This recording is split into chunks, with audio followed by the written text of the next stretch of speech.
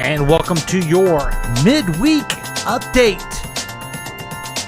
I am your host, Paul from KCTK Radio. This is the program where we give you a quick update about what people are talking about this week. We examine the latest trending Google searches for today so you know what everyone is concerned about. Now, I'm not claiming these are the most important things or even that you should know them at all. Okay? I'm just here helping you by letting you know what is going on in the world.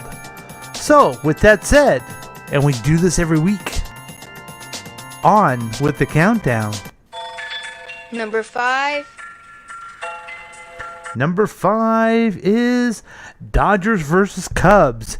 It looks like the Dodgers are playing the Cubs. The Dodgers, the Los Angeles Dodgers, or as a lot of people call it, Los Angeles. And they're originally from Brooklyn. And they are what you call a California baseball team. They are playing the Chicago Cubs. Yes, the old Cubs that used to never win a World Series, but now they did. So now we can't even make fun of the Cubs anymore and feel sorry for them. We have to be jealous of them and realize that they are a good team and our team isn't as good anymore. So they're playing. I don't know if it's even worth your time to know that they're playing, and people are betting on it. Yes, people are betting on sports. I hope you like that theme because I have a feeling it's going to happen some more. Number 3. Poland versus Senegal. Poland versus Senegal is number 4. Senegal sneaks past Poland in the World Cup clash. I hope all of you are very familiar with the game we call soccer. Every place else in the world calls football. They take a round ball. They throw it on the grass. You run after it. You use your foot, left or right, and you kick it to a friend, and then hopefully you get into a net. That's what World Cup is all about. And it looks like Senegal. I don't know if I'm saying it right. I think I'm saying it right now. Senegal beat Poland, and boy, are people upset. And I don't know. I was going to try to come up with how many Polish guys can kick a ball, but I think that would be inappropriate in this day and age, and I don't want you mad at me on Twitter, okay? So there, take that. This is the time after we do 2 real short ones about sports that boring you to tears. You get excited about learning about one of our sponsors. Today, it's finally here. The Chloe's Cat Meow Tour has purred its way back to Max Grow. We've got British Shorthairs, Burmese, kittens, Cornish Rexes, and splendid Egyptian, Japanese bobtail, Maine Coon cats, and many more.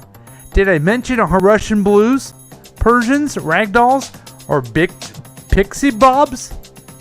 You don't want to miss the fine array of felines. Here's your personal invitation to join us at Sadie's Fairground for an all-day event from 8 to 6 on Saturday.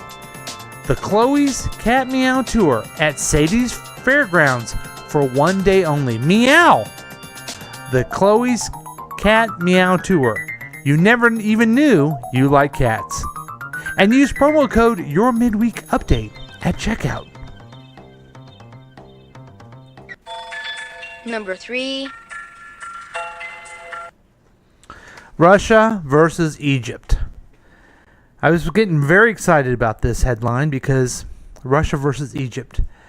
I figured it had to do something with meddling into the elections. Perhaps the Muslim Brotherhood got involved with a presidential race and worked with Russians to put fake stories on social media and confuse everyone and make them vote in a different way. But that's not the case. It's World Cup fever again. Mo Salah's return isn't enough as Russia hands Egypt a crushing defeat in the World Cup. World Cup is a game they play where they have a big tournament of soccer.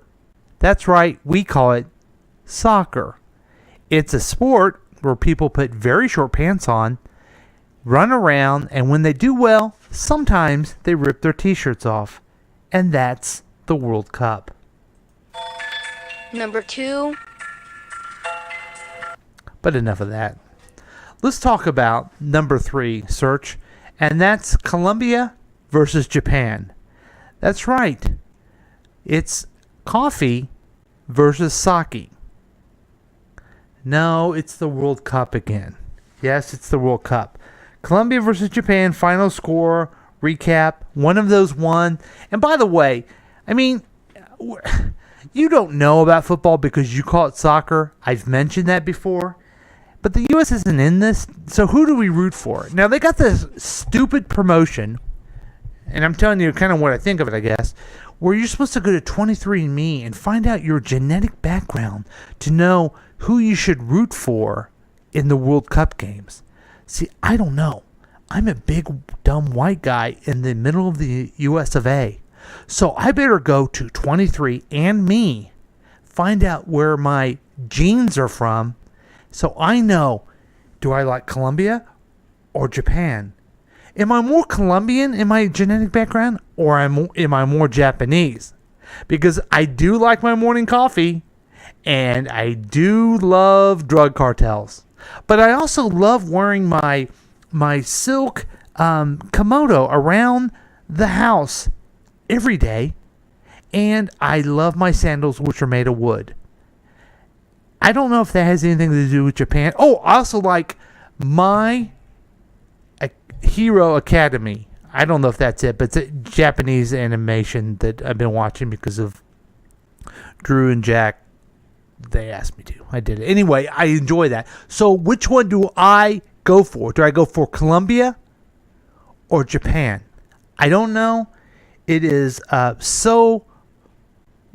please give me a call at 913-735-0060 and let me know, based on my background, who should I root for, Colombia or Japan? And then all my problems will be solved. Thank you. And number 1. And number 1 is the United States versus... No, it's actually not. Doesn't have anything to do with World Cup. It has to do with history. Yes, history. Juneteenth. What is Juneteenth? Well, Juneteenth is the holiday that explains the end of slavery. So here's what happened, folks. Okay?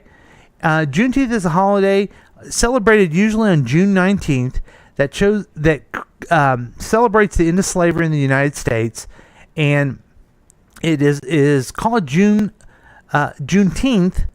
because that is when General Gordon Granger came to Galveston, Texas, to inform the community that President Lincoln 2 years earlier had freed the slaves, and to the press to comply with the directive. So why did it take so long to get to Texas? There was no one reason why there was a 2.5-year delay in letting Texas know about the end of slavery in the U.S., according to Juneteenth. The historical site says some accounts placed the delay on a messenger who was murdered on the way to Texas with the news, while others say the news was deliberately withheld. So it wasn't the day of the Emancipation Proclamation. It was the day that the most furthest outskirts of the country finally found out that slavery was illegal, and that was a big deal. And so that happened on Juneteenth, June 19th, and that's a big day in our history that most people don't talk about, but I'm glad to say that it is the number 1 trending search today. So people are trying to figure out, what's Juneteenth? Now you know. Just Google it. Or if you're too lazy to Google, you can always listen to your midweek update, because we will always have the right answers whenever you are confused about what is going on in the world. That has been your World Cup update. I'm sorry. That has been your midweek update.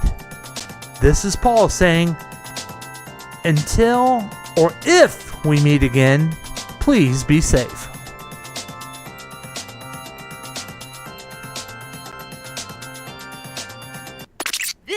been a KCTK production, produced by Paul Lavoda. If you want more information about this content, then you have some real weirdness going on. You can always check out KCTK Radio on Facebook. Listen to live programs at kctk.radio12345.com. Yes, and that is on the World Wide Web. Thank you.